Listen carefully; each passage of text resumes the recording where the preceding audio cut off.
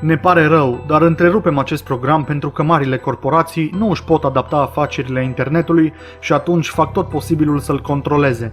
În continuare vom vorbi despre ACTA, ce este și de ce e atât de important să ne opunem ei.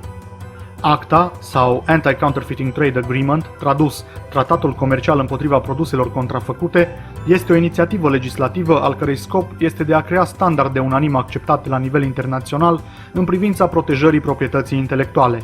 A fost semnat pentru prima dată pe 1 octombrie 2011 de către Australia, Canada, Japonia, Maroc, Noua Zeelandă, Singapore, Coreea de Sud și Statele Unite ale Americii.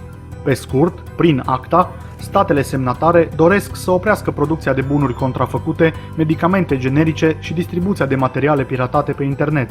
Sună relativ nevinovat, doar producători de conținut care vor să-și apere conținutul. Ei bine, situația nu e chiar așa de roz.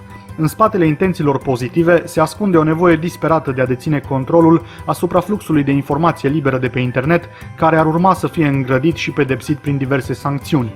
Există deja legi care protejează drepturile de autor, dar pentru ei sunt insuficiente atât timp cât nu pot profita suficient de pe urma lor. În fapt, dacă acest tratat va fi ratificat în vara acestui an, internetul, așa cum îl știm astăzi, va dispărea pentru totdeauna.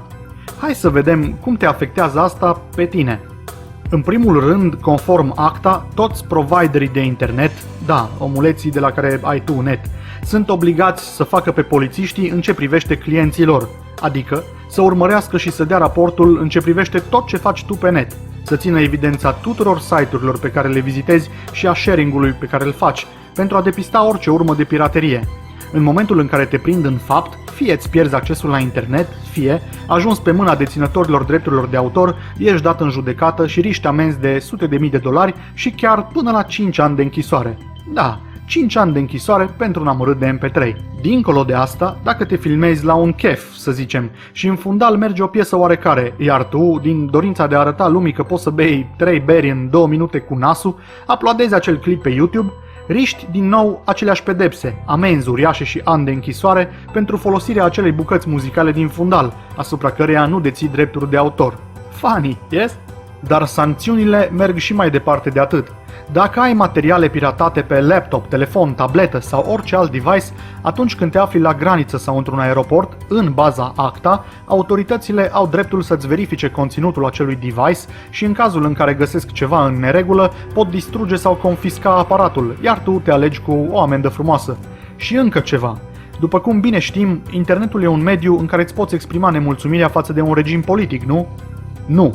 Dacă ACTA intră în vigoare, putem spune adio protestelor antiguvernamentale și videourilor în care cetățeni de pretutindeni demască fraude politice sau politicieni corupți. Și asta pentru că ACTA pune puterea în mâinile aparatelor politice, putere de a reduce la tăcere orice fel de astfel de inițiativă. Odată cu ACTA, putem spune adio site-urilor precum YouTube, Vimeo, Twitter, Facebook și drepturilor de care ne-am bucurat până acum pe internet, dintre care, cel mai important, dreptul la În ianuarie 2012, statele membre ale Uniunii Europene, printre care și România, au semnat acest tratat, ridicând numărul țărilor semnatare la 31.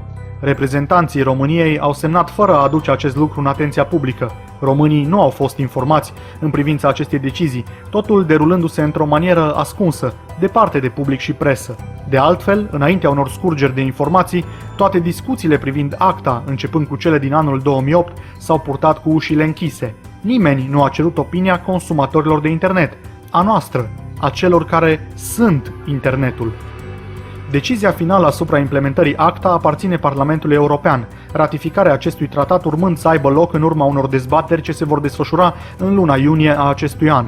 În Polonia, peste 10.000 de tineri au ieșit în stradă protestând semnarea tratatului de către reprezentanții polonezi. Peste tot în lume au loc proteste împotriva acestui tratat, de la semnarea de petiții, publicarea de articole pe bloguri, imagini, videouri anti-ACTA postate pe rețele sociale, fiecare dintre noi poate și trebuie să facă ceva. Informează-ți cunoscuții și prietenii. Hai să luptăm împreună pentru internetul nostru.